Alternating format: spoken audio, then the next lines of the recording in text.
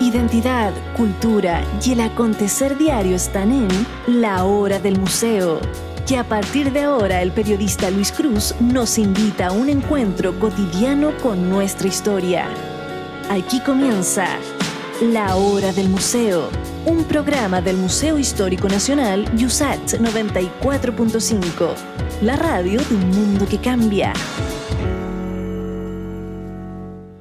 Hola, hola, sean muy bienvenidos y bienvenidas a un nuevo capítulo de La Hora del Museo, el programa del Museo Histórico Nacional que cada día nos sorprende en la señal de Radio USACH 94.5 FM y también a través de diariousach.cl.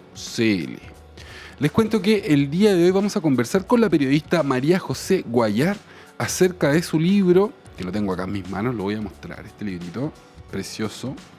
Se llama Boliches con Historia, Historias de Comercio de Barrio, y es un volumen que a través de 10 historias rinde homenaje a los tradicionales negocios del barrio. ¿Cómo estás, María José? Un gusto tenerte acá en La Hora del Museo. Muy bien, Luis. Muchas gracias por la invitación y por la difusión de este tipo de proyectos. Quiero partir esta entrevista contando que yo soy hijo de almacenero. Mira. Y nieto de almacenero, así que es un libro que me llega muy de cerca. Y quiero conocer tu historia porque yo entiendo que tú también tienes una relación, ¿no?, con los negocios de barrio y que de pronto por ahí está el germen de esta publicación. Sí, de hecho ese es el germen. Yo me crié en San Bernardo, que era una comuna muy chiquitita hasta hace algunos años atrás, semi-rural, y mi papá tuvo un negocio. ¿El Sol? El Sol. Un negocio en San Bernardo, en pleno centro, que es la calle Izaguirre, durante 60 años. Ese negocio lo puso mi abuelo, que llegó de España el año 27, y después de trabajar un montón, típico como era la idea de los inmigrantes que vinieron desde América, puso su propio negocio. En esta época que era, como te decía, semi-rural, poco comercio, entonces era bastante lucrativo, parece, tener una tienda de estas características. Y era una tienda que tenía ropa de hombre, cosas de regalo, ropa interior, camisas, ese tipo de cosas. Y estuvo por años, hasta el 2017, que mi papá ya estaba muy viejito y lo cerró. Y lo cerró. Y bueno, como le pasa a muchas personas de este tipo, sí, 2 años después se murió. Oye, ¿tú creciste visitando este negocio, El Sol? Sí. Esta tienda. ¿Era una tienda? Era una tienda, estaba justo como en la esquina, además de una calle y otra, entonces... Cuando yo era chica iba para allá mucho, entonces habían muchos amigos de mi papá que tenían otros negocios similares, muchos de ellos hijos también de inmigrantes. Entonces, claro, yo iba donde mi papá, me pasaba a comprar algo al lado, que era librería, más allá había una juguetería, más allá compraba como la perfumería, mucho así.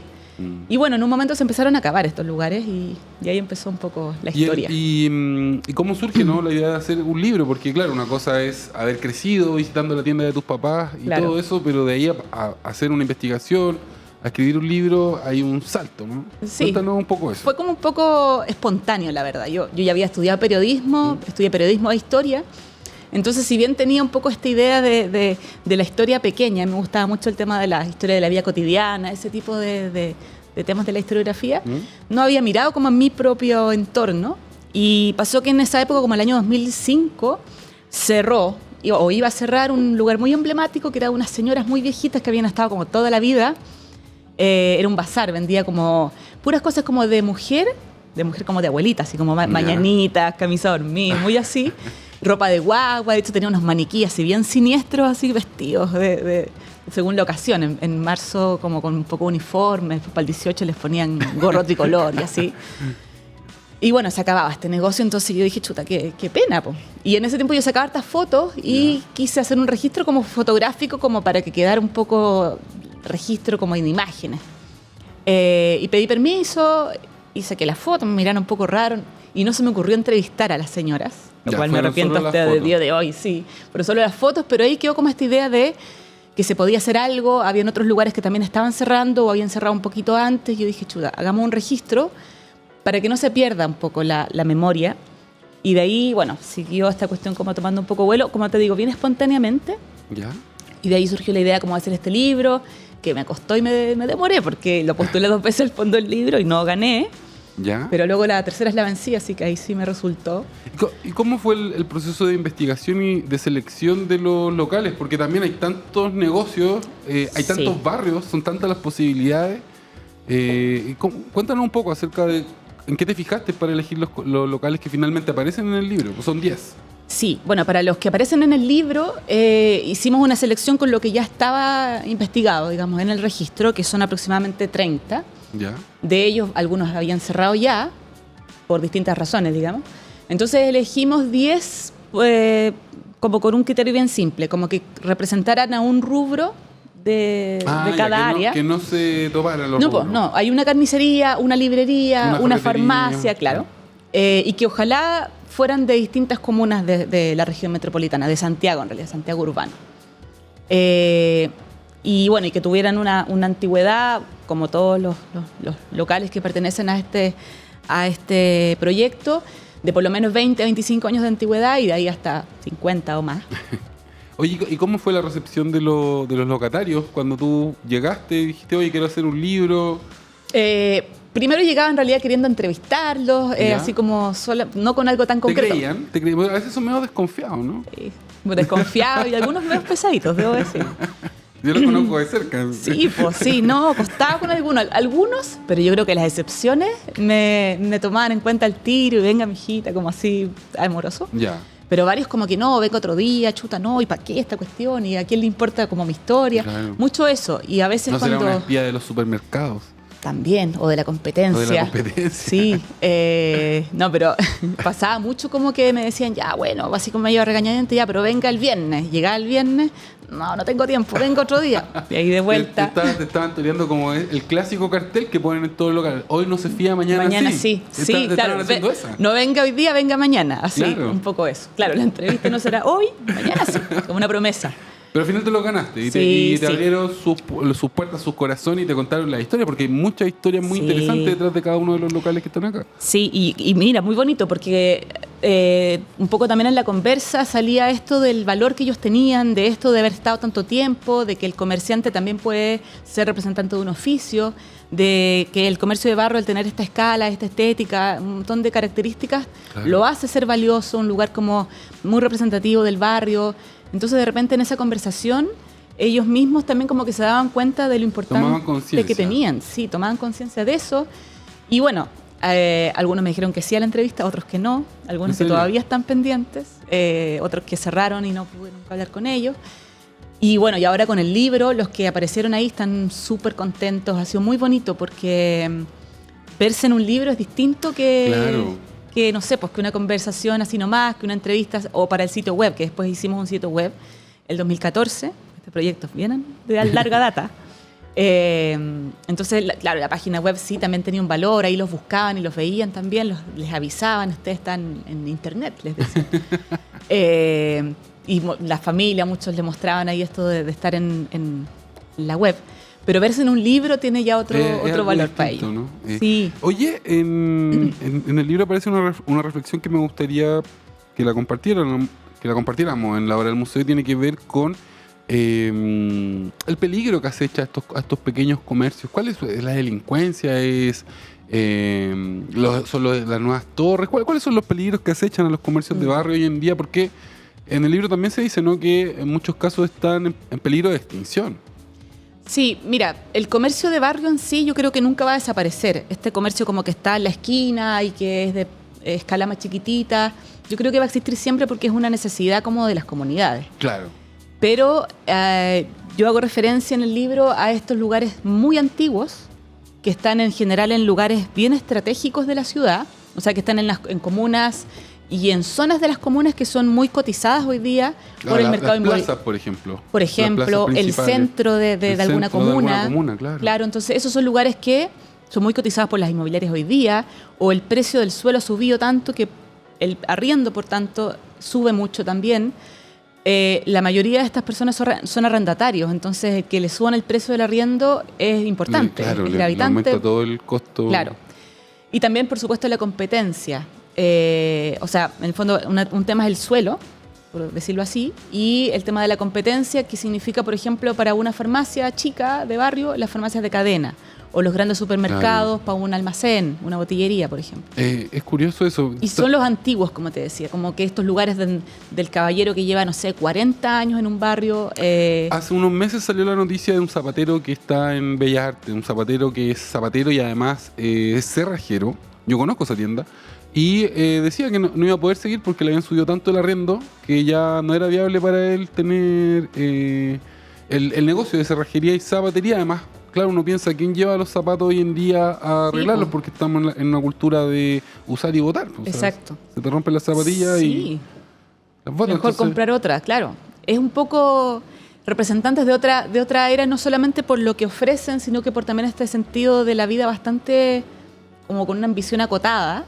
Y también con esta cosa de reparar, o sea, muchas reparadoras de calzado, de electrodoméstico. Es como que esta visión como antigua donde obviamente tenías que reparar tu producto porque te había costado más plata o porque no estaba esta cultura del desechar, comprar y desechar o de la obsolescencia programada. Entonces, claro, reparar era muy importante. Es otra visión. Y ese zapatero, perdona, que yo lo conocí. ¿Sí? O sea, lo conocí porque en el fondo pasé y alguna vez yo decía, claro, este no calza en el libro, porque era un poco la idea de que fueran productos a la venta, no servicios. Entonces estaba como la idea de un libro María futuro. José, te tengo que interrumpir, porque tenemos que hacer la primera pausa. Perfecto. Sin embargo, nos quedan todavía 3 bloques de la hora del museo para seguir conversando acerca de este libro. Tengo acá en mis manos, se llama Boliches con historia, historias de comercio de barrio, de mi invitada, lo firma mi invitada del día de hoy, la periodista María José Guayar. Lo publica Letra Capital Ediciones, ya está disponible en librerías y vamos a sortear unas copias de este libro. Tenemos para hacer concurso a través de los canales de la hora del museo en las redes sociales, así que todos atentos al Instagram y también al Twitter, porque por ahí vamos a estar sorteando copias de este libro maravilloso. Nos vamos a una pausa y luego continuamos con más Hora del Museo.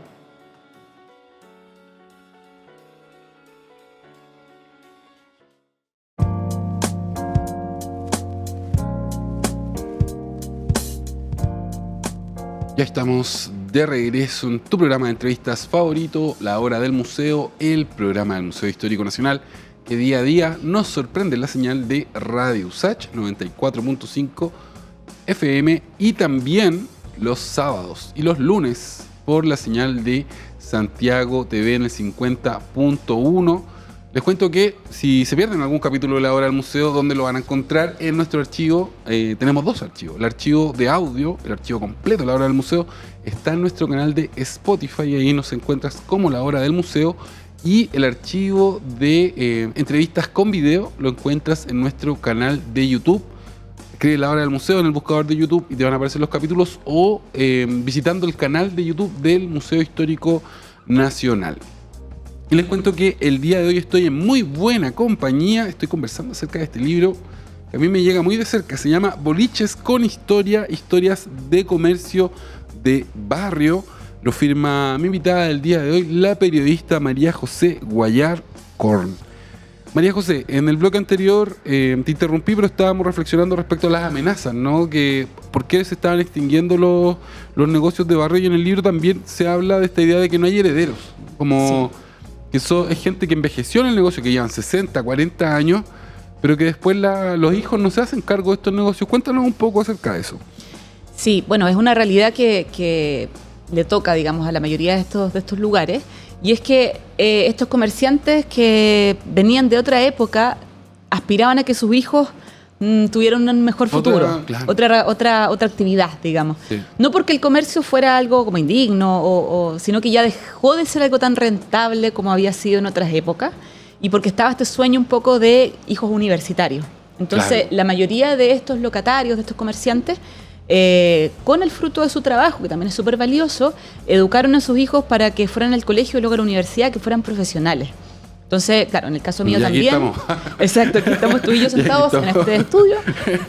Claro, a mis hermanos y a mí nunca se fue tema de conversación que nos hiciéramos cargo del negocio de mi papá. O sea, era como que nosotros al colegio, después a la universidad, que estudiáramos y trabajáramos después en una profesión. Nunca fue una conversa, como te digo, de algo posible. Siempre estaba la idea de que mi papá estaba a cargo y cuando él ya estuviera muy cansado, muy viejo, se acababa el negocio, digamos. Entonces eso se repite en muchas de estas historias, salvo un par de excepciones, el negocio muere con su dueño. El negocio muere con su dueño. Algo que también te quiero preguntar es el valor que tienen estos negocios el día de hoy para los territorios donde aún existen, ¿no? Pues son distintas variantes. Uno, claro, piensa siempre en... uno... Lo bueno es que tener un almacén, un negocio de cualquier tipo cerca, porque básicamente camino 2 cuadras y tengo lo que quiero, digamos. O voy al centro y sé dónde está, no sé, por la tienda de dulces que aparece. Pero quisiera que reflexiones también acerca de eso, porque existe, ¿no?, esta idea también a veces de que el supermercado es como es todo, ¿no? El mall es todo. Pero los negocios de barrio también tienen sus beneficios, ¿no? Tener negocios de barrio cerca tiene beneficios. Y me gustaría que nos cuentes acerca de eso.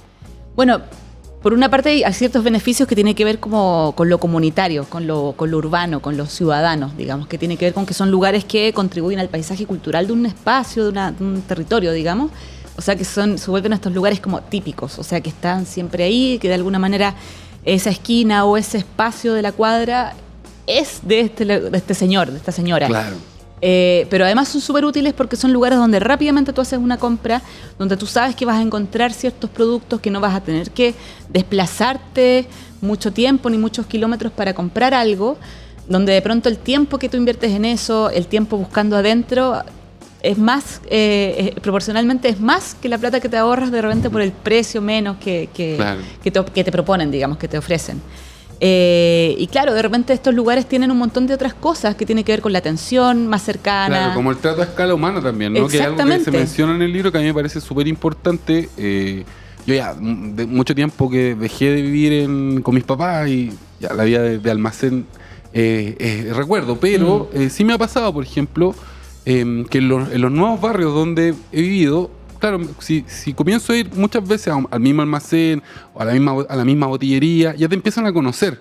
Y no sé, pues en un lapso de 1 mes, 2 meses, 6 meses, 1 año, de pronto ya te empiezan a llamar por tu nombre, tú te sientes como, de pronto te faltan 50 pesos, me los pagan mañana.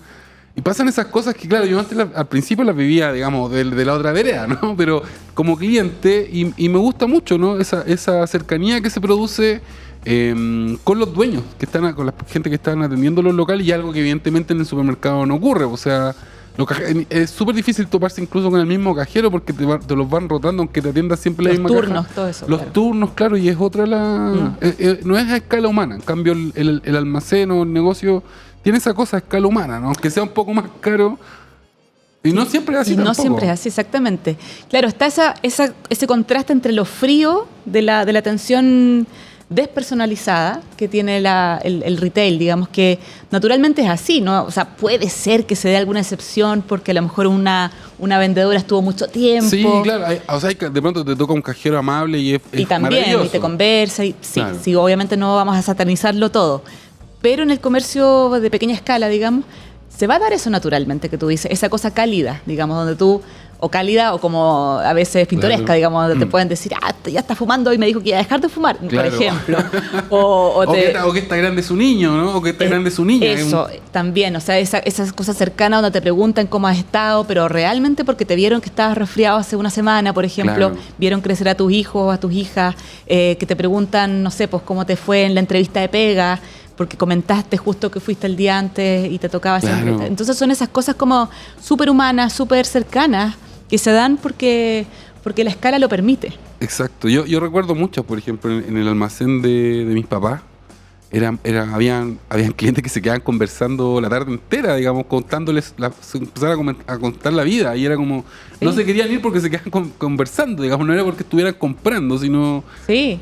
Mi papá en su negocio, en lo que mi papá le gustaba mucho el fútbol, en las épocas de mundial llevaba una tele de la casa y la ponía, entonces de repente los señores que cuidaban autos afuera o los vecinos se ponen a ver el partido, porque claro, de repente llega alguien, oye, disculpe que lo interrumpa, pero es que comprar, o el que compraba se quedaba viendo un rato y ahí echaban garabatos, de repente conversaban. Entonces una cuestión como muy curiosa pero bonita. Algo que quiero preguntarte, que lo noté en las distintas entrevistas, es una suerte de adicción que se les provoca a los dueños de estos locales, ¿no? Que no quieren cerrar o se toman muy pocas vacaciones. Yo lo vi en carne propia.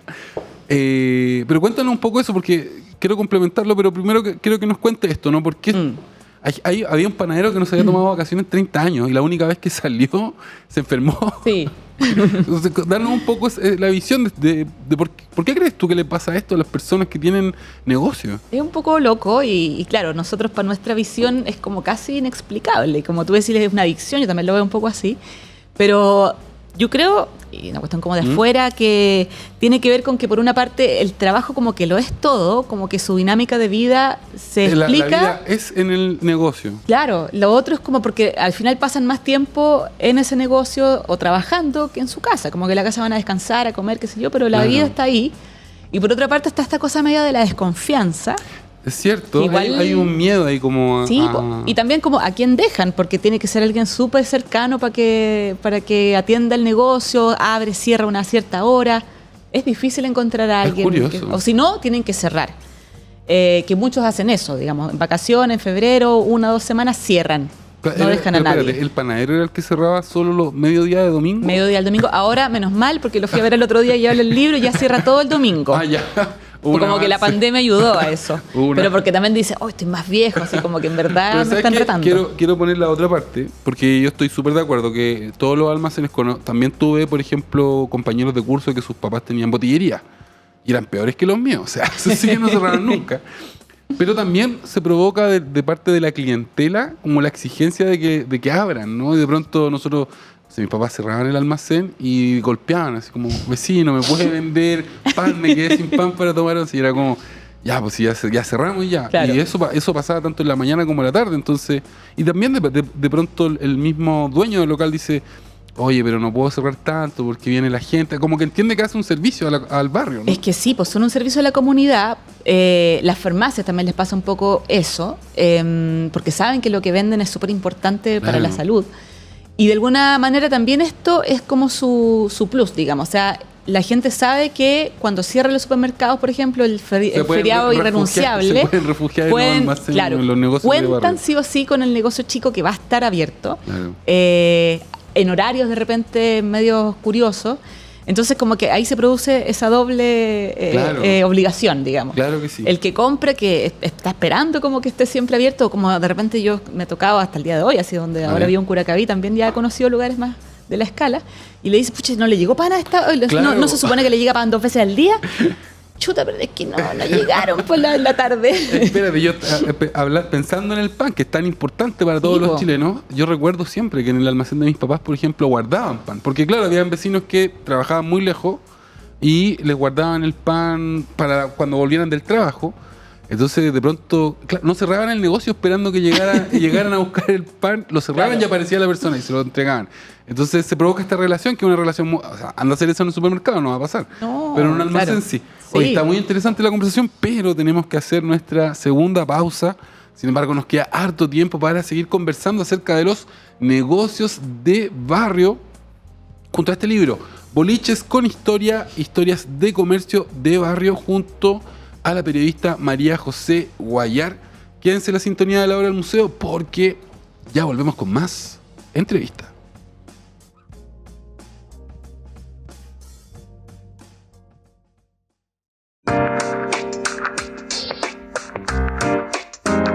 Ya estamos de regreso en La Hora del Museo, tu programa de entrevistas favorito, el programa que siempre te sorprende, la señal de Radio USACH 94.5 FM.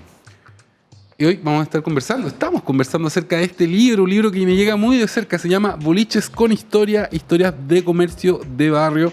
Lo firma mi invitada, la periodista María José Guayar, lo publica Letra Capital Ediciones.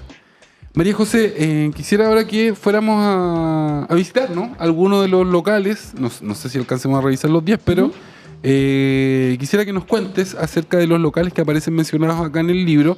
Partamos por la carnicería Rojas en San Bernardo. Es una carnicería bien particular porque entiendo que tiene juguetes de adorno. Eso yo no lo he visto en una carnicería. Cuéntanos acerca de esta carnicería. Sí, bueno, la carnicería Rojas es la carnicería de Carlos Rojas, que es un señor carnicero de hace casi 60 años o más. Claro. Su papá puso una carnicería Se crió en una caja de plátano. Sí, en una caja platanera. Ahí lo tenían cuando guagua, supuestamente debajo. Cuando el mercado de San Bernardo era un lugar súper bullante, muy visitado. San Bernardo está cerca de varias comunas que hoy día están mucho más urbanas y pobladas. Claro. Pero Calera de Tango, Buin, Paine, todos esos lugares eran muy campo hasta hace algunos años atrás, hasta que yo era chica más o menos. Entonces la gente iba a comprar o iba a estudiar a San Bernardo.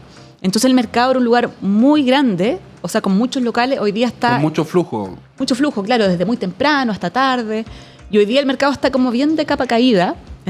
Mira, como que para el terremoto ya empezó un poco a decaer. 2010. El 2010, más o menos. Y ya la pandemia lo terminó como un poco de liquidar. Ya. Y hay los negocios que están como afuera, que dan a la calle, digamos, esos siguen abiertos, pero adentro hay un par nomás, 2 o 3 que están vigentes. Pero la carnicería de Carlitos está ahí siempre atendiendo. Contra viento y marea. Siempre luminoso, siempre sonoro, porque siempre tiene, no sé, o música o la tele. Y tiene estas características que tú decías que son muy bonitas y bien especiales, porque es una carnicería angostita, donde está como el mesón, al fondo estos grandes refrigeradores y un pasillo bien chiquitito, porque además acá y al otro lado, lleno de repisas y adornos y cosas y colecciones que son bien atractivas, como juguetes, como tú decías, muñecas, latas de bebida antigua, fotos. Mira, un sinfín de... Ahí está la carnicería de Carlitos apareciendo. La carnicería. Y él, Sí. algo que me llamó la atención, tú decías que de alguna forma él había logrado sobrevivir, ¿no? al auge del supermercado y todo esto que vende productos tradicionales, productos que de pronto nosotros no vamos a encontrar en el supermercado. Sí, pues él vende prietas, vende arrollado, pernil, así como aliñado. Hartas de esas cosas a mí no me gustan mucho, pero sé que son Yo muy... soy fan de los pataches. Y no, a mí no me gustan mucho. Bueno, vende patitas de chancho. Hartas cosas que son hoy día Ya no se ven difíciles de encontrar. Las góndolas de los supermercados simplemente no existen. No, po, no. Y él lo hace con una receta que es súper antigua, que lo usaba, que la aplicaba a su papá. Entonces, como esta cosa de que es un sabor que la gente reconoce, valora, le gusta y sabe que va a estar ahí. De hecho, el otro día le fui a entregar un libro, le fui a saludar. Y él está bien viejito, tiene 80 o un poquito más, año 82, y anda con bastones, anda con muletas, porque está viejito, tiene un problema en la espalda, además que tantos años ahí encorvado, En la máquina, cortando, picando. claro, y levantándose, no sé, de madrugada para ir al matadero. Sí, Eso pues. pasa a la cuenta, y él dice, yo estoy medio mal del cuerpo, pero todavía funcionando, y es mi vida, decía la carne. Entonces, ese día que yo fui, estaba ahí cociendo perniles, estaba preparando sus cosas, y yo le decía, pucha, ojalá las recetas no se las lleve a la Hay que hacer tumba, un po. libro ahí antes de que se Yo nos le vaya dije, Carlito. cuéntemelas y yo le aseguro que no voy a romper el secreto. A lo más hago un libro. No le dije, a lo más Pero hago un libro de recetas. post-mortem. Pero post-mortem. Oye, el tema de los horarios, quiero dar fe de eso. Yo tuve una polola que también es periodista en la universidad. Y sus papás tenían una tienda de fruta en el mercado Franklin. Y mi ex suegro, Manolito, tenía unos horarios de loco, así se levantaba como a las 4 de la mañana a ir a buscar la fruta al terminal de fruta, Claro. para llevarla al mercado, y era como un horario que yo no entendía. Po. Era como, y eso pasa, digamos, los panaderos, el carnicero, ¿no? Que tienen que estar muy, muy temprano, cosa que, claro, uno va a comprar, no sé, pues a las 8, a las 9 de la mañana. A las 9 de la mañana es como cuando abre todo. Pero para que eso ocurra, para que esa magia ocurra, el dueño del local tuvo que haberse pegado el pique a La Vega, donde sea, a buscar las cosas, ¿no? Como... Sí, o sea, eso habla también del sacrificio de personas comunes y corrientes que ejercen múltiples roles. O sea, no es como Claro. que tenga un encargado de compras que va y efectivamente madruga, pero después se va porque cumplió No. su turno. Es la misma persona que va, compra muy temprano y luego está abriendo el local y luego está cerrando. O sea, es como... Es bien sacrificado, la verdad. Por eso Claro, tiene un una valor vida- extra también. Claro, además hay que cumplir distintos roles, po. Como no está compartimentado el trabajo. Claro. Algunos tienen, sí, algún empleado, alguna Ayudantes, ayuda, claro. ayudante, algún hermano, efectivamente. Sobre todo en estos roles que son más pesados, como de verdulería, por ejemplo. Como Claro. tú dices ahí. Alguien que ayuda a cargar las cosas, por Claro, ejemplo. alguien en la caja, de repente alguien, porque ahí sí, no sé, pues hay que estar permanentemente acomodando los cajones con las cosas y de repente ahí se necesita más de uno, digamos. Oye, avancemos al siguiente negocio. Nos vamos de San Bernardo nos vamos a ir a la confitería Los Peques. Este lugar es maravilloso. Cuéntanos la historia de la confitería Los Peques. Yo creo que mucha gente ha pasado por esta confitería sin saberlo, ¿no? Que es la confitería Los Peques, otros quizás lo ubican mejor. Pero cuéntanos, ¿dónde queda? ¿Cuál es la historia de esta confitería, Los Peques? La confitería Los Peques abrió a fines de los años 60, un poco antes tal vez, de la mano de señor Rumpf, el papá de Hans Rumpf, ¿no? Hans Rumpf, el papá de la señora Sofía Rumpf, que hoy día está atendiendo. Él trabajó muchos años en la fábrica Juque. Que también era una fábrica de confites y de chocolates que se acabó. Yo alcancé a disfrutar los chocolates Juque. Creo que había unos que eran con unos trencitos. No el chocolate trencito, sino que tenían una forma como de trencito. Bueno, el chocolate de trencito antes era de Juque, igual que las negritas. Y fue absorbido por Nestlé. Por Nestlé, sí. Claro. Sí. Bueno, hasta que ese señor trabajó, que parece que fue cuando jubiló de Juque, abrió esta confitería en pleno centro de Santiago, en la calle Compañía, a un par de cuadras de la Plaza de Armas, como frente al Museo Precolombino. Una zona que en ese tiempo habían muchos cines, entonces había ahí una relación simbiótica. La gente pasaba a comprar su bolsita de productos Programo, algo que todavía se puede hacer, chocolatitos o dulces o qué sé yo, se los llevaban su bolsita de papel a ver la película. Entonces hubo generaciones que hicieron eso y hoy día se mantiene vigente bastante como era en aquel entonces, digamos. ¿Sí? O sea, se venden cosas por caja, por bolsa, pero la venta por gramo a granel sigue siendo, yo creo, que uno de los atractivos más grandes de esta confitería, que por más, como te decía, de 50 años ha tenido este servicio de la venta a granel. ¿Sabes que yo cuando estaba leyendo el libro me llamó mucho la atención, claro, esta relación entre la confitería y los cines que habían en ese barrio? Bueno, ahora quedan pocos cines y pues hay un huérfano, queda uno, que es de cadena. Pero eso me hizo pensar, yo la primera vez que fui al cine, ponte tú, claro, tiene que haber, fui a ver el libro La Selva con una tía y probablemente pasamos a comprar los confites por ahí mismo. Pero también me hizo pensar en la primera vez que fui como a un cine de cadena, que también llegaron acá a Chile en los 90. Y claro, por el cine de cadena te tiene todo adentro, a un sobreprecio, digamos, alto, pero distinto, ¿no? Como esta idea de pasar antes a otro local, como un panorama, ¿no? Vamos primero a la confitería y después nos vamos a ver la película, que probablemente era un rotativo donde daban muchas películas, era otra la experiencia en general. Como hoy día está esta cosa muy asociada al consumo, entonces como que tú vas y la película la consumes. Claro, se supone que los cines ganan más por la venta de los confites que por el corte de entrada. Claro, porque también te venden el vaso de la película, más no sé cuánta plata, aparte, claro. Entonces hay un montón de... Es una cuestión también comercial que responde a las lógicas de esta época, pero claro. En otros tiempos era como la experiencia de ver la película, de a lo mejor ir a pasear al centro además o a donde sea que estuvieran dando la película. Entonces se movía todo de otra manera. Claro. Y esto de comprar, claro, comamos algo rico, una embeleco, un dulcecito antes de, o para disfrutarlo en la película, ojalá le dure para después. Pero tenía toda esa cosa como bien redondita. A lo que voy es que no era un panorama que se concentrara en un solo lugar. Quiero hacer hincapié en eso, que el mundo de antes, digamos, era más libre en el sentido de que tú pasabas por distintos lugares en tu domingo, digamos. En cambio ahora hemos tendido a concentrarlo todo. O vamos al mall y estamos todo el tiempo en el mall, o vamos al supermercado y estamos toda la mañana en el supermercado. Y antes no, pues voy a un local, después a otro, después... Era como más patiperro, podríamos decir, ¿no? Sí, una cosa más del espacio público, por una parte como de uso y de goce del espacio público, y también de trasladarse y de compartir con otras personas, no como ir a encerrarse, porque también... No moviéndose con la lógica un poco del miedo, que hoy día también inevitablemente nos aborda. Claro, tú te vas a meter al mall porque sabes que ahí está todo y además estás seguro. Claro. Esto de ir no sé, al centro de Santiago o al centro de tu comuna, no sé, donde está la plaza y alrededor hay un montón de otras cosas, tenía que ver con relacionarse con otras personas, con trasladarte, caminar.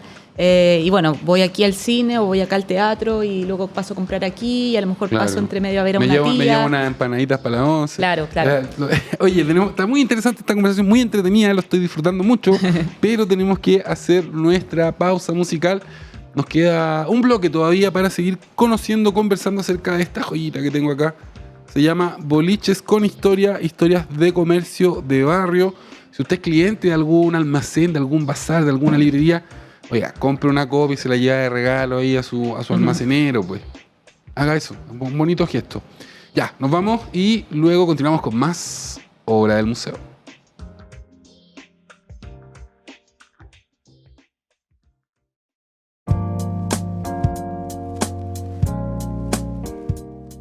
Ya estamos de regreso en la Hora del Museo, tu programa de entrevistas favorito, el programa del Museo Histórico Nacional que día a día nos sorprende la señal de Radio USACH. Y les cuento que el día de hoy estoy conversando acerca de un libro que me ha llegado muy de cerca. Yo que soy hijo y nieto de almaceneros, me ha llegado pero al corazón. Se llama Boliches con Historia, Historias de Comercio de Barrio. Lo firma mi invitada el día de hoy, la periodista María José Guayar. María José, sigamos avanzando por esta historia a través de los 10 boliches, los 10 negocios de barrio que tú investigaste.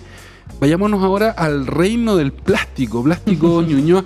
Me parece que esta es una historia muy interesante porque también tiene que ver con la historia de los juguetes en algún punto, ¿no? Porque es algo que se toca en la historia de este negocio. Entonces, y del plástico también, que ahora el plástico está como en entredicho, nadie quiere saber mucho con el plástico, estamos demasiado llenos de plástico. Pero en nuestra infancia, digamos, el plástico era lo mejor. Sí. Cuéntanos acerca de cómo resiste, cómo sobrevive este negocio que además convengamos que ahora el plástico viene así como en masa desde China.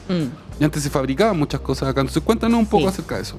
Bueno, los Plásticos Ñuñoa es de propiedad de Alejandra Zamur, que es hija de también personas de origen árabe que tuvieron varios negocios. Y uno de estos fue uno de estos que pusieron, digamos, su papá, después ella y una hermana, los Plásticos Ñuñoa, que está ahí en Irarrázaval, ¿sí? Hoy día al lado de la estación de metro Chile-España, lo que le viene muy bien, digamos, porque ha habido una renovación de público. Y es un local no muy grande, lleno de cosas de plástico, que como tú dices, es un producto hoy día bastante cuestionado, pero también como por su desechabilidad, o sea, como por la mala calidad del plástico, claro. Esta cosa china que rápidamente se destruye. Pero como tú decías, muchos de los productos que ellos vendían, porque tienen esta línea de cosas de menaje y juguetes. Ya. Entonces, hasta hace poco tiempo, ellos vendían muchas cosas de producción nacional, que eran todos estos juguetes Otto Kraus, claro, las muñecas. La época de hoy, cuando yo estaba leyendo el libro y aparecía Otto Kraus y los muñecos, como que hice un flashback a mi infancia y era el lugar, digamos. Claro. A mí me llevaron a Otto Kraus. Me llevaron a Otto Kraus. Había otro lugar también que quedaba Rochet. Ese era el José Domingo Caña, ¿no? El Castillo del Juguete. El Castillo del Juguete, sí. Sí, era como soñado. Así. Claro, era lo más cerca que uno podía estar de Disney, digamos. Claro, a escala Eso, mundo mágico, era como una... Pero claro, y estas tiendas vendían de esos juguetes, digamos que eran los juguetes como caros, podríamos decir, ¿no? Sí, o sea, eran de producción nacional, habían distintos niveles, como cosas más grandes, más chiquititas, pero de otra calidad. O sea, me lo decía Alejandra, que lamentaba mucho que, no sé, se hubieran acabado las muñecas Gloria, por ejemplo, que se hacían acá en Chile, también eran como muñecas, satírica, guaguas, así. Claro. Pero que tenían otra durabilidad también. Entonces, de alguna manera ellos son los últimos testigos de esta industria que se acabó. Claro. Entonces, que también no tenía esta cosa del traslado de China, de otro continente, la huella de carbono, etcétera, sino que venía de acá, que le daba trabajo a chilenos, que se producía con manos de chilenas. Claro, la industria del plástico. Sí, entonces es distinto tal vez ahí, o sea, a lo mejor el plástico es mal igual, digamos, pero tiene toda esta cuestión de que hoy día es un producto con que se hacen muchas cosas y tiene que ver también mucho con lo cuánto dura el plástico. O sea, al final hay juguetes Otto Kraus o de esa época más o menos que todavía resisten en la casa de mi mamá y mis hijos han jugado con esas cosas. Yo digo, ¿cómo duran tanto? Claro. Porque estaban las cosas hechas para durar un poco más. Bueno, quizás el gran problema del plástico es que hemos abusado del plástico, digamos, ¿no? Claro. Porque claro, en algún momento ya todos los envases se convirtieron en plástico y dejamos de utilizar cosas retornables, ¿no? Que ese finalmente es el gran problema del plástico, ¿no? Que esa comodidad extrema a la que llegamos. Esa comodidad extrema, claro. Entonces, claro, pero no el plástico, es el uso que le damos al plástico. El uso que le damos al plástico, sí. Ya, movámonos del plástico. Ya. Vayamos a un lugar del que quiero hablar, que entiendo cerró justo después de que se publicó el libro, y es el Emporio Botillería Valparaíso en Ñuñoa. Sí. Es divertido, yo estaba leyendo el libro y dije, este es de Valparaíso. No, bueno, en realidad es claro. Es Emporio y Botillería. Emporio y Botillería. Claro, el dueño le puso ese nombre porque originalmente esa familia era de Valparaíso. Claro. Era una familia de origen... ¿Sirio? Sirio, exacto.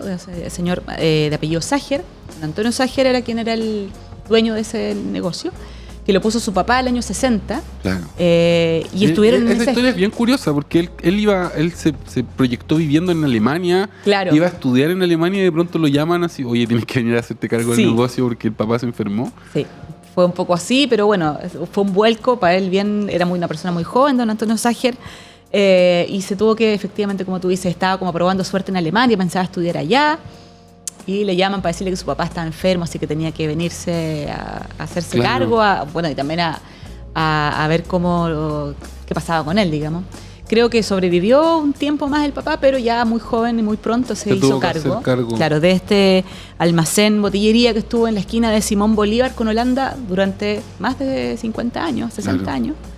Desde el año 60 hasta este año que tuvieron que... Él tenía recuerdos bien curiosos. Ñuñoa ahora, para bien y para mal, se ha convertido en un meme, digamos. Todos hablan de Ñuñoa y los ñuñoinos, pero los recuerdos que él tiene son bien curiosos porque habla de un Ñuñoa semi-rural, ¿no? Como que él dice, oye, por acá fuera pasado un canal, me venía a comprar unos artistas, como que es otro Ñuñoa, uno no piensa en Ñuñoa, digamos... Sí, o sea... ese Ñuñoa era como bien urbano, de hecho él se acuerda porque muy cerquita estaba la casa de José Balmes, y yo vivía muy cerca de ahí, lo alcancé a ver alguna vez también. Entonces era una zona, claro, donde era un lugar muy de habitación, pero sin ningún edificio, como hoy día está plagado, digamos. Claro. Entonces él vio también, como le pasa a muchos de estos comerciantes que aparecen en el libro, vio cambiar la ciudad, su sector, la ciudad, barrio, las dinámicas de vida, el ritmo, es un poco este testigo de la historia. Entonces este señor don Antonio pudo ver eso y estuvo durante toda esta cantidad de décadas a cargo de ese local que vendía también como productos de primera necesidad, pero también helados, cosas para picotear, y también tenía decorado muy bonito con afiches en realidad que se pusieron en una época y ahí quedaron. Y ahí quedaron, claro. Publicitarios que tenía de hecho uno que parecía como la Boloco tomando crack. Tomando free, es como... Casi, sí, pero la época de Mis Universos, es Carmenada. Claro, la época dorada de Cecilia Boloco. Bueno, claro. Fueron décadas doradas, podríamos decir, de Cecilia Boloco. Pero tuvo un momento bastante. Bueno, es que estuvo en CNN, estuvo en Televisa, Cecilia Boloco como que llegó a otro nivel de fama. Oye, lamentablemente se nos está acabando el tiempo. Quisiera pedirte una reflexión final antes de que cerremos la entrevista respecto, nuevamente, a reiterar el valor de estos locales, de estos comercios de barrio. Sí, bueno, yo creo que un poco el espíritu de esta publicación, de este trabajo que hicimos fue dar un énfasis en que miremos a nuestro alrededor, a nuestros barrios, identifiquemos a los negocios que están ahí a la vuelta de la esquina, literalmente algunos, y que tienen un valor y que más allá de la nostalgia o de estos recuerdos y memorias que podemos hacer, muchos de ellos siguen vigentes y depende de nosotros que así sea. Claro, o sea, que les compremos, que conversemos con ellos, que a lo mejor muchos de estos nos acaban aquí, digamos, los del libro. Hay muchos más que a lo mejor podemos hacer una red de cronistas de los locales que tenemos, de los boliches de barrio que hay en nuestras cercanías. Y bueno, podemos en realidad hacer bastante para que no se acaben tan abruptamente, o si lo hacen, que por lo menos los tengamos registrados en nuestra memoria, porque mientras los sigamos recordando, van a seguir de alguna manera existiendo. Claro que sí. María José, te quiero agradecer enormemente que hayas querido conversar con nosotros, felicitarte por esta entrevista. ¿Puedo decir una chiquitito? Sí, les invito a seguir @memoriaatelier, que es el Instagram como donde están los proyectos de este tipo, porque ahí vamos a seguir publicando como novedades al respecto de este y otros proyectos. Y bueno, invitarlos a...